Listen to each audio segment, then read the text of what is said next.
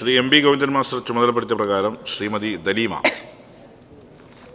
Sir, വിദ്യാർത്ഥികൾക്ക് സംസ്ഥാനത്തിന് പുറത്തും രാജ്യത്തിന് പുറത്തും ഇന്റേൺഷിപ്പ് ചെയ്യാൻ അവസരം ഉണ്ടാകുമോ?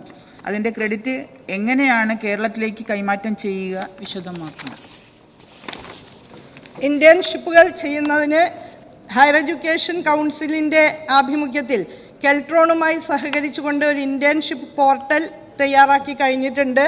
3 തരത്തിലുള്ള ഇന്റേൺഷിപ്പ് സൗകര്യങ്ങൾ ആ പോർട്ടലിലൂടെ ലഭ്യമാകുന്നതാണ്. രാജ്യത്തിനകത്തും പുറത്തും റെപ്യൂട്ടഡ് ആയിട്ടുള്ള ഫേംസ് ആ ഇന്റേൺഷിപ്പ് പോർട്ടലിൽ ഭാഗമാകുകയാണ്.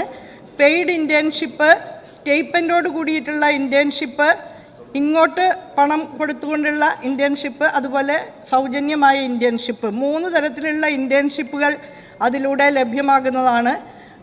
അത് കമ്പനികളുടെയും വ്യവസായശാലകളുടെയും എല്ലാം ഗുണനിലവാരത്തിന് ആനുപാതികമായിട്ടുള്ള വ്യവസ്ഥകളാണ് ഉൾക്കൊള്ളിച്ചിട്ടുള്ളത്. അപ്പോൾ എല്ലാ വിദ്യാർത്ഥികൾക്കും പ്രാപ്യമായ വിധത്തിലാണ് നമ്മുടെ ഇന്റേൺഷിപ്പ് പോർട്ടൽ സജ്ജീകരിക്കുന്നത്.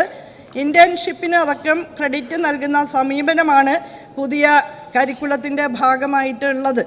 അപ്പോൾ വിവിധ വ്യവസായശാലകളിൽ നിന്നും മറ്റ് സർവകലാശാലകളിൽ നിന്നും മറ്റ് പ്രധാനപ്പെട്ട റിസർച്ച് കേന്ദ്രങ്ങളിൽ നിന്നുമെല്ലാം ആർജിക്കുന്ന ക്രെഡിറ്റുകൾ അക്കാഡമിക് ബാങ്ക് ഓഫ് ക്രെഡിറ്റ് അനുസരിച്ചുള്ള സംവിധാനത്തിലൂടെ കൈമാറ്റം ചെയ്യാൻ കഴിയുന്ന ഫ്ലെക്സിബിലിറ്റിയും ഫ്രീഡമും ഇപ്പോൾ പുതിയ പദ്ധതിയുടെ ഭാഗമായിട്ട് വിദ്യാർത്ഥികൾക്ക് ലഭിക്കുന്നു എന്നുള്ളതാണ്.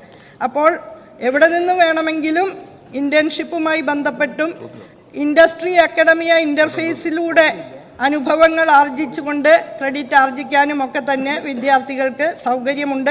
അങ്ങനെ ആർജിക്കുന്ന ക്രെഡിറ്റുകൾ അക്കാഡമിക് ബാങ്ക് ഓഫ് ക്രെഡിറ്റ് സംവിധാനത്തിലൂടെ അവർക്ക് സ്വാംശീകരിക്കാവുന്നതാണ്.